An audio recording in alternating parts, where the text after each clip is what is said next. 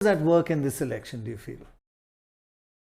I think kind of both the previous Raj and others put the finger. I think this is a lot about identity and the sense that there is an elite out there which condescends upon us, and so that sense of feeling condescended upon by people, working class people in the middle. And the big wedge that's opened up is between the educated and the relatively less educated, and that swing towards the Republicans and Trump has probably been aggravated in this. So that's one big thing: identity and the feeling of being left out, outsider, condescended by the coastal elites. That's one.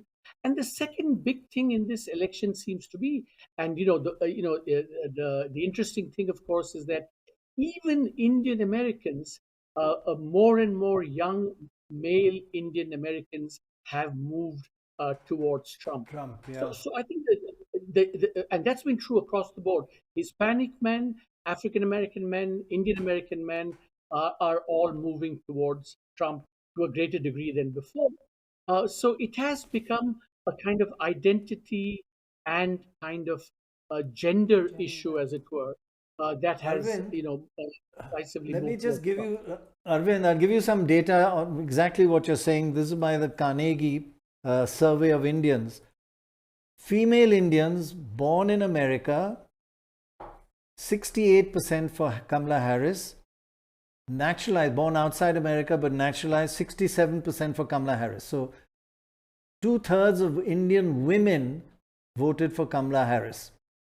As far as men are concerned, born outside, born in India and naturalized later, 67% voted for Kamala Harris. Younger Americans born in America, 40% for Kamala Harris, and more than 50% for Trump. So uncles and aunties are fine, they're voting for Kamala Harris, but the youngsters like you were voting for Trump.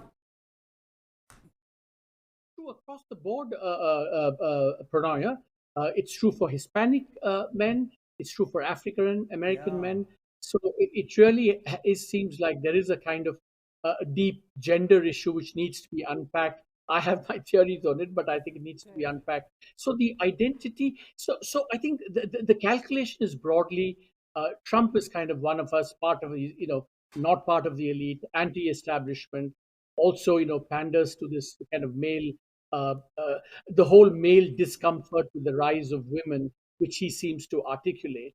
I think some of the And then they say, minorities have a macho culture as well, so well, that makes I it don't want to difficult mention, for them to accept Right, women. right. yeah, I don't want to go down that route in terms of ascribing cultural traits and things, but I do think that this whole gender issue has become quite salient.